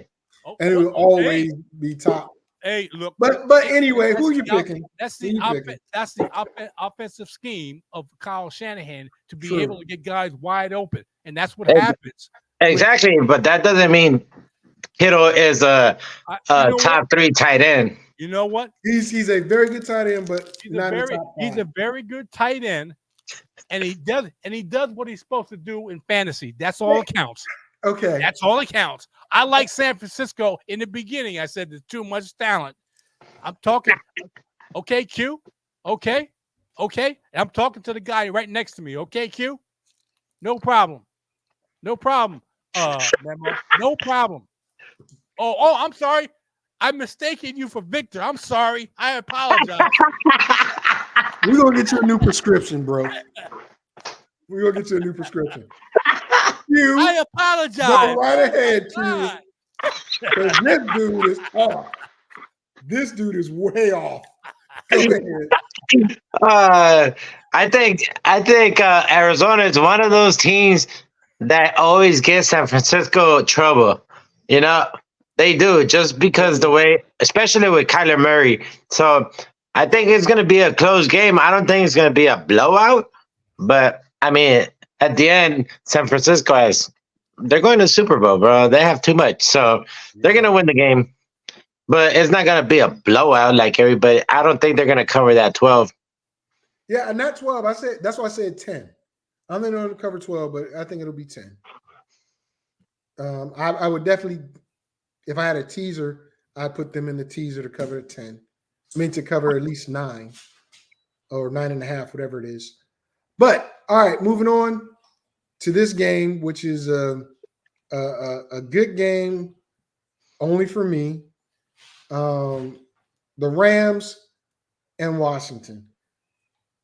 On the Rams side, Puka Nacua has been averaging 7 to 9 targets a game.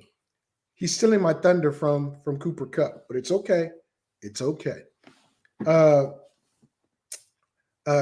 Williams is, I guess, going to be their running back of the future. He looks like it. My question is, can that defense stop Washington's offense? Even without Brian Robinson, who's out because of a hamstring, can the Rams defense stop Washington's offense? We saw what last week what the Rams did with Baltimore. I'm not saying Washington's offense is better than Baltimore's offense. I'm saying it's comparable. Baltimore just has better players on their team.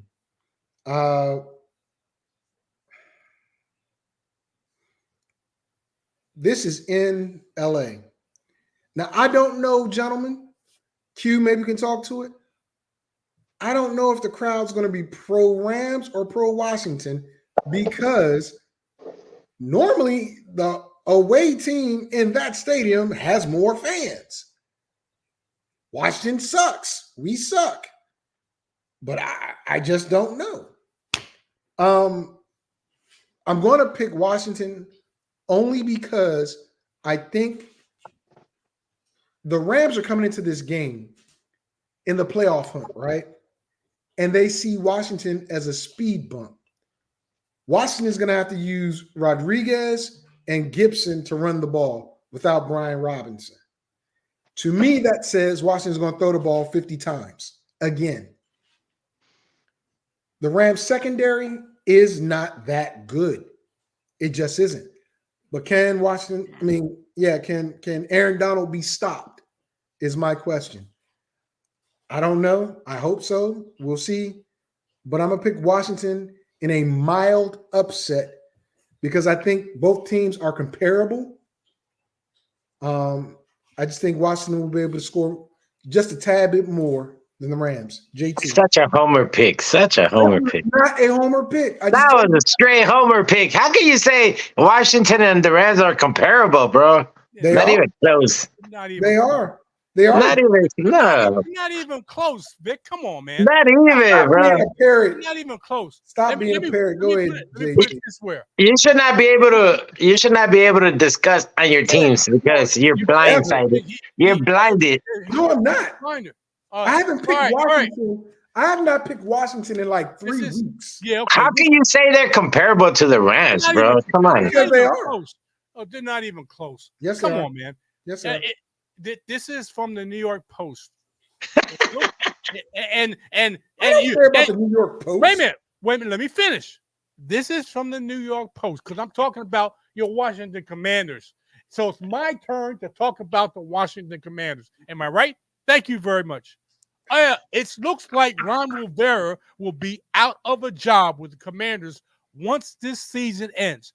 So what I'm saying is, within a report about the NFL coaching carousel following Brandon Staley's firing Friday by the Chargers, the Athletic's Diana Rossini reports there will be no surprises at the end of the regular season in Washington regarding Rivera's status. So this is the reason why I put this up, because the fact is the Washington Commanders may put up a fight in the first quarter, but once in the first quarter, but once the first quarter is over, they're going to give up. They're going to tank because they know this coach is gone. Hello, the Washington Commanders are. I hate to say it. I hate to say it, but I'm going to say it. They're hot trash. They are horrible. They're a horrible team. A horrible team. And the Rams are a hot team, scoring 30-plus points on a fluke play. They get beat by the Ravens, okay? They're going to demolish the Washington Commanders without a doubt.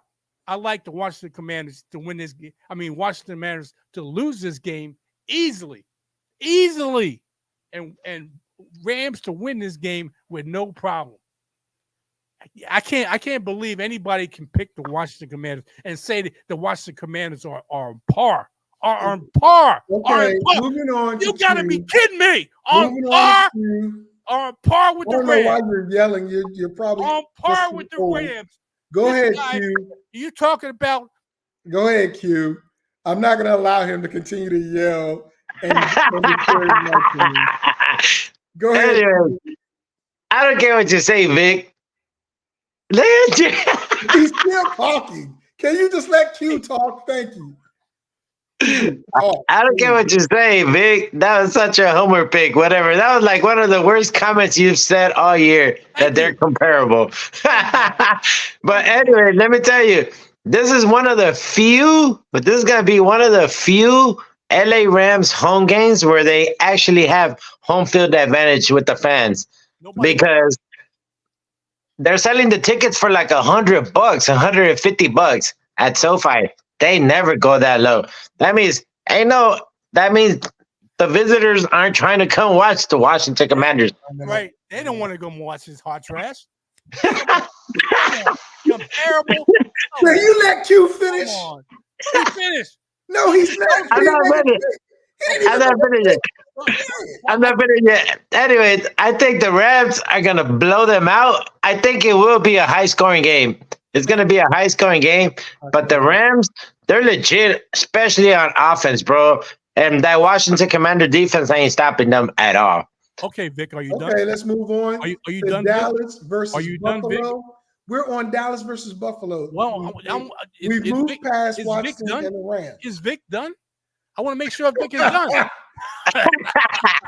Fix the glasses, old man. Get some quadruple focals since your trifocals ain't working. I didn't know you and Q split Dallas places. and Buffalo. Listen, on this show now. I hate Dallas with a passion. However, I cannot say that they're not hot right now. The problem is they're running into the Buffalo Bills, who are fighting for their playoff life. If Miami loses again, they're right there for the division lead with 4 games left, one of which versus Miami. I don't think they're going to lose this game. they understand how important this game is. I have 2 tickets to this game. I have on StubHub and everywhere else trying to sell them. But if you look at what's going on with the Buffalo Bills, they showed up last week for their embattled coach versus Kansas City. If not for an illegal, if not for a flag, Kansas City wins that game, in my opinion. Did they deserve to win the game? No. Buffalo played. I don't know about all that. When that play happened, they still had like a minute and like 45 seconds left in the clock. If that touchdown would have counted. Cute. Are you getting like Jerry now? I just say, you can't say they would have won that game. You can't say KC would have won that game because there was still a minute and a half left. KC would have won that game. But moving along, Jerry. He likes saying if. Jerry. He likes saying if. Jerry, can you calm down? He likes saying if. Yes, because that's what we deal with. If. Now, Buffalo's at home. They rallied around their head coach last week, who was on the hot seat for some comments he made about 9/11. That's swept under the rug now because they beat Kansas City, and now they're hosting the Dallas Cowboys. I don't know if Buffalo can compete with the pass rush of Dallas, but Stephon Diggs made a comment. He said the problems with the offense are not him. He's running his routes. He's doing what he's supposed to do. Really? Ooh. Now, with that being said, this would have been him versus his brother. His brother's out on IR. Now it's going to be Gilmore, Stephon Gilmore, and the other guy, Mr. Pick Six touchdown guy, that they're going to face. Here's where the matchup meets problems for Dallas. Their linebackers versus Dawson Knox and Kincaid. I believe Kincaid and Knox are going to make the difference. Now, Cook has emerged in the past couple weeks as a receiving threat out of the backfield. If Josh Allen decides to dump it off to him, which he probably should, because he doesn't want to keep running around getting hit by these guys from Dallas, this could be an interesting game. Buffalo is at home. I don't think Dak is ready to play in the elements in Buffalo. JT's in closer to that area than any of us. So we can probably talk about what the weather's going to be like. But I think Buffalo wins this game by maybe 6 points. I think they win by 6 points. Only because I don't think Dallas is prepared to stop a 260-something pound tush push from Josh Allen, who don't need a tush push. They can't stop Jalen Hurts. What makes you think they can stop Josh Allen on the goal line? Just my thoughts. I got Buffalo. Go ahead, JT. All right, the temperature in Buffalo on Sunday is supposed to be 49 degrees, light rain with precipitation at 70%.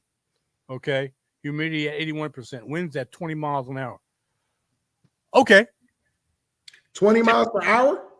That's nothing for Buffalo, though. I know, but can Dak throw in that? Wind at 20 miles an hour. And that's the reason why I mentioned that. Okay, it's in Buffalo, typical Buffalo weather at this time of year. Typical Buffalo weather at this time of year. Rainy. And if it's later in the year, it would be snowing, but typical Buffalo weather. But I'm picking the Cowboys. I like the Cowboys in here because you got a quarterback that's got, I think, if not the most turnovers in the league, in my opinion. Okay? And you got a turnover-prone defense in the Dallas Cowboys. I like that combination for the Cowboys. So even though you picked the Buffalo Bills, I'm picking the star from Dallas. That's interesting, especially knowing that Dallas throws the ball way more than anybody. And I don't know if Dak's ever thrown in 20-mile-per-hour winds. I don't know. We know Josh has, but it's your pick. Q, what you got? Give me Buffalo all day. I like Buffalo. I think they're going to win. I think it's going to be a good game. But when it comes down to crunch time, I still haven't seen anything to make me want to trust Dak when the game is on the line, especially against good teams. Everything has been working out for him. Everything has been peachy for him. All the tough games have been at home for him this year. Everything. So, I don't give me Buffalo. All right. Game of interest. Another game I flip-flopped on. One, because I was like, oh, they got to win this game. And then I was like, they're missing so many pieces. Baltimore at Jacksonville. Baltimore is not a good road team, but Jacksonville is missing so many pieces. Christian Kirk, Mr. Security blanket for Trevor Lawrence, is out. That means Evan Ingram has to become that security blanket. The young rookie receiver for Jacksonville. A lot of potential, but not Christian Kirk. When you have Zay Jones, as your number 2, Trevor Lawrence likes to throw to him. But Baltimore loves to blitz, and they can get to the quarterback quick. Zay Jones is a down the field dude. I think Jacksonville needs to try, notice I said try, to run Travis Etienne and throw short to intermediate routes to Evan Ingram and Calvin Ridley. Lately, Calvin Ridley has not been on the same page with Trevor Lawrence. Don't understand why, but it just hasn't been there. But Jacksonville's at home. They need the win. Baltimore almost lost to freaking the Rams last week. I don't think they'll make the same mistakes. As much as I want Jacksonville to win, I got to go with Baltimore. JT. I like Baltimore. I like Baltimore in this game. Jacksonville need this game. They play better at home, but Baltimore is on a roll also, and their offense has become more explosive. Yeah. With Lamar Jackson passing the football, being a capable passer. I'm not saying being a dynamic passer, being a capable passer and getting it in the hands of Zay Jones and really since Mark Andrews, Odell Beckham Jr. So I think they're going to get the best of Jacksonville. I like Baltimore in here. Q, where you at? I think I like Jacksonville in this game. I think they need this game way more than Baltimore does. Even if Baltimore loses, it really doesn't do nothing for their standings on this game because they got a little bit of a cushion. So I like I like Jacksonville to win this game at home. That's what I want, but I don't know if it's going to happen. All right, last game of the week, Monday night. Philly comes my way to face the Seattle Seahawks. We don't know if Geno's going to play. Geno has been practicing this week. I think Geno's going to play. Philly secondary is not that good. And now you're going against DK Metcalf, Jackson Smith and Jigba, and Tyler Lockett, and Kenneth Walker. Philly has been embarrassed 2 straight games. The weather right now is okay up here. Monday night, it's supposed to be a little colder, a little wetter, and we'll see. But with that being the case, Philly needs this win. They need this win in the worst way to get people off their back and to stay in the hunt for the number 1 seed. I don't think whoever the quarterback is, whether it's Drew Lock or Geno, is going to be able to escape that pass rush of Philly.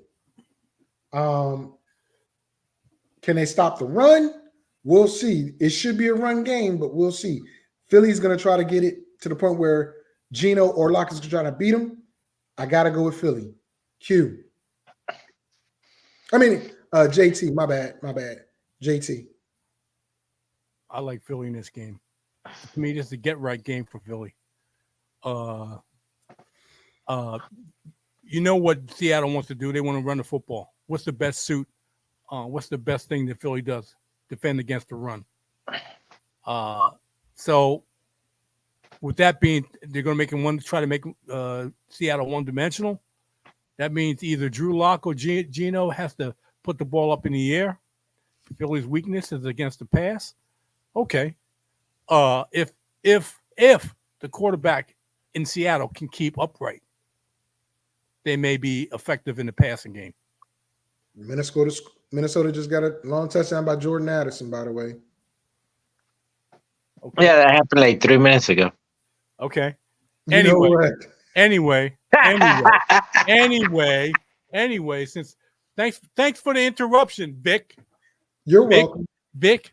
No, I was talking to the guy below me, Vic. Thanks for the interruption. Oh, I didn't even say nothing.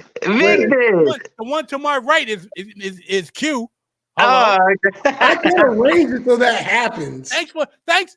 Both I of can you. change it so that happens. Okay. But keep going, please. Whatever. Anyway, as I was rudely interrupted, okay, again, What you should have I'd been. like the Go ahead. Philadelphia Eagles to win this game. And like I said, I expect this to be a get-right game for Philly. It's going to be tough, but I expect them to do what they need to do to win this and get an 11th win. All right. Q, what you got? I think if Geno Smith plays, this is going to be a shootout. But I think if Drew Lock plays, then Philly's going to have like a couple interceptions. But I like Philly ultimately winning this game regardless who starts. But if it's Geno Smith, I think it's going to be a shootout. Okay. All right, ladies and gentlemen. That concludes this week's lineup for the NFL schedule. Real quickly, we're going to discuss some fantasy playoff stuff because we mentioned all these teams. We mentioned players in this thing. Unfortunately, not one of the three of us made the fantasy playoffs in neighborhood street football. In fact, Q finished last, JT finished 11th, and I finished 9th. With that being said, wait a minute, I'll let you talk. What's up? Q and I think, had trades that kind of set us both on different paths. Q could have finished 9th or better, and I probably would have finished last had we not made the Kenneth Walker for DeAndre Hopkins trade. There are many things that happened this year that caused us to not finish where we want to be. JT traded away players and wasn't able to start a player and all this other mess. But fact remains, in my league, not one of the three of us have made the playoffs. I'm in several playoffs in other leagues that I'm in. It just didn't work out this year for me in my Yahoo League I run. Q, you had something to say? Yeah. I just want to say I have really my team sucked this year, but I had almost like my whole first half of the season, like the first 8 games, I was going up against people who had monster career games. Yeah. Like, get out of here. Like stuff that never happens, but whatever. It is what it is. But Jerry, you know why Vic didn't make a big hassle about me not changing quarterbacks? What's that? You know why? Why? Because he's playing me in the consolidation game. Oh, okay. He didn't care. Okay. I already said I'm paying you. All right, you're right. He wanted the easy win. That is not why. He wanted the easy That is win. not why. That's why he didn't call me out. He's so No, biased, man. listen, He's so listen. biased. He's Don't- so biased, man. Don't do that. He's so Don't do biased. that. He's No. so biased. As I said at the top He of the tried show, to hide it, when this was brought up, but I did not check his lineup until I was looking at You know the what? Raiders' defensive scores. That's when I noticed. I don't check people's rosters. oh yes, you. Excuse Oh, me. I don't God. check people's you rosters serious? Stop. during the game. I Oh. check to see if they have during waiver periods. I see who picked up a player, who dropped a player, and I go to those teams to see if they have over players. Q didn't pick nobody up this week, so I didn't go to his team to see if he made any changes. Okay. Anyway, people, you heard from Vic to my right, and you heard the Q from down below. Okay. Oh, now he got it right. Now you're going to hear from me. I don't make any excuses. I made moves that didn't work out. It is what it is. I finished almost second to last. No, you were in 2 out of 3 leagues I'm in. This is the only league I finished where I'm at, second to last. The other ones I'm in the playoffs. That's fantasy football, people. Sometimes it works out, sometimes it doesn't. All right, with that, keep it 100. I wasn't making excuses neither. I'm just saying. No one made excuses. I don't know. I'm just saying. I got my butt whipped this year. I ran into like.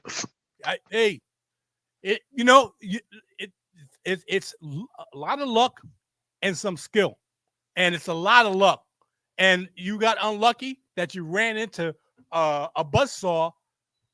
Your schedule was brutal, dude. The first part of the season, you ran into a buzzsaw, and it puts you behind the 8 ball.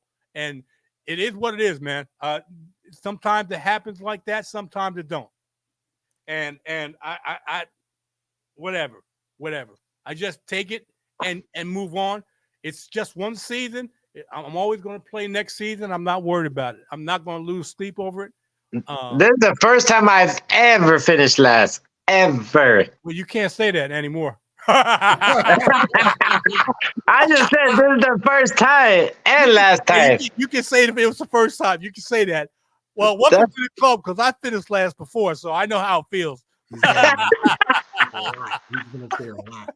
But with that being said, and I'm not saying you did, but I don't make any excuses. It is what it is. I finished last, next to last, finished first. I don't care.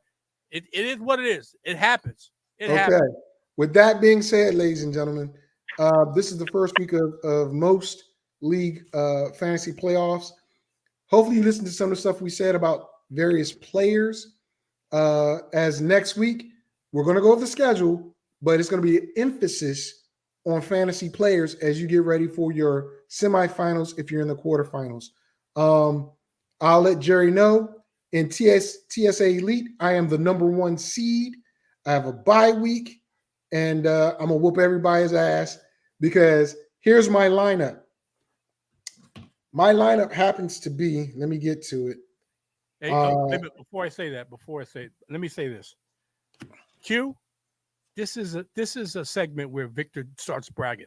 So it's not. No, it's not. I'm about to just sit back and listen. Dude, no, because you're going to say this is where Victor starts bragging. No. What I'm saying, I'm here for all of it. All I'm saying is in this particular league, which I was hoping you'd feel some joy in for me, but I see you're a hater. I have Jalen Hurts, and luckily I'm on bye week. Jalen Hurts, Geno Smith, Christian McCaffrey, Gibbs, Cooper Kupp, Mike Evans, Evan Ingram, Walker, Najee Harris, the Steelers defense, the Broncos defense. Tyler Bass is my kicker. On my bench, I have Terry McLaurin, the Jets defense, Ferguson, the tight end, T. Higgins, and Evan Stick. That's my #1 team in that league. And I drafted, because it was a keeper, only kept Jalen Hurts. I drafted everyone else outside of Ferguson, Higgins, and Stick. Everybody else, and Tyler Bass, I had a different kicker. Everyone else was a player that I drafted. With that being said, ladies and gentlemen, we can hook you guys up as best we can with fantasy players over the next couple weeks. Hopefully, you're listening, you like it, and you get something out of it. If not, so be it. Not a big deal, but we have a good track record. This year, in our own fantasy league, just didn't work out for us. But we're in different leagues doing great things. With that being said, Q, do you got any teasers for us? I got a little something. Oh, let me hit your music. Let me hit Q's. I'm listening to Q's Vic. it. Go ahead, Vic. Go ahead, Vic. I want your opinions afterwards on these. Anyways, for my first one, I'm taking the Panthers plus 9.5. My second pick is gonna be the Cleveland Browns plus 3.5. My third team is gonna be the Green Bay Packers plus 3. My fourth pick. You said the Packers plus 9.5. No, the Panthers plus 9.5. Panthers. Oh, okay. And then the Packers plus 3. Then the Saints plus 1. My fifth pick is going to be the Rams on the pick'em. And then my last one is going to be Kansas City minus 1.5. That's my 6-team teaser for tomorrow. All right. What's KC again? Minus 1.5.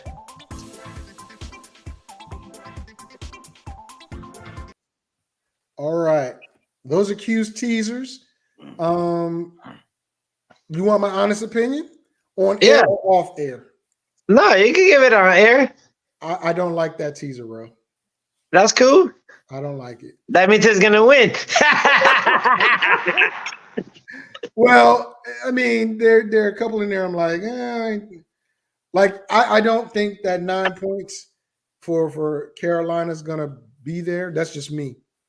Plus 9.5. That means they got to get outscored by 10. And I think you think Atlanta's gonna beat the brakes out of the Panthers at home? I think they will. Wow, you have way too much faith on Desmond Ridder.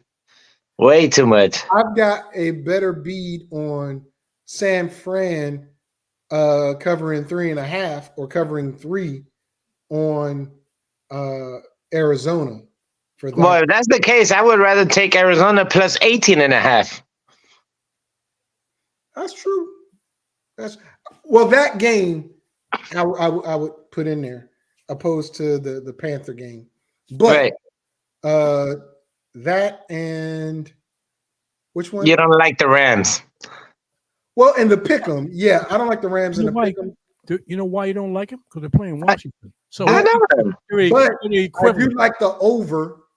I do like the over in that game. Yeah. I might switch it around, but I like those. I mean, yeah. Don't change it on my account. I'm just telling you my thoughts. Because it looks like I'm about to lose with Cincinnati because these Bamas letting Minnesota just go up and down the field on them with all these people Jerry didn't like. But we'll see. JT. Yes. Do you have any picks? I don't have any pick. I just gave you one pick. You're locked. You're one lock. And I was going to say I put Tennessee. I would put Tennessee in there in that mix. That would be just me. Those would be the two changes I would put in. Okay. All right. Well, JT has no picks, but JT has a show tomorrow. 10 a.m. Eastern Standard Time on the on YouTube, Facebook, and on X. So most people think it's Twitter. No problem. That's where I'm be at. It's as you see it behind me, For No Reason, fantasy football.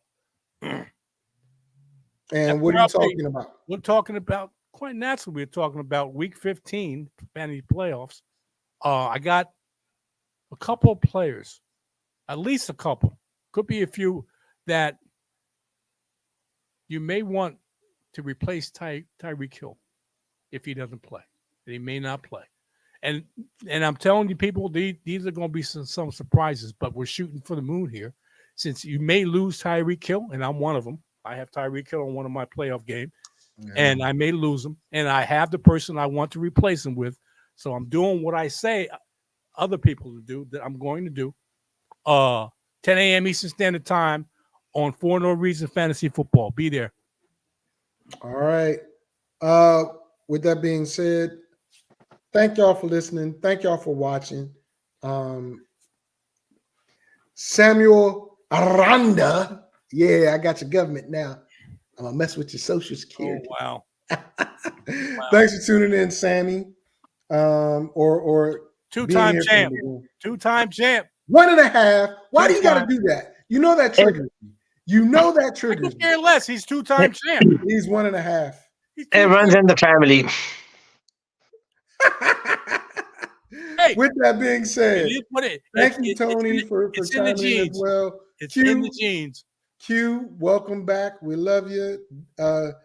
Even when you driving that big rig, bro, at least put it on so we can see your face. You ain't got to talk.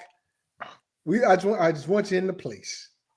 All right, but I'm gonna be free like this the next 2 weeks.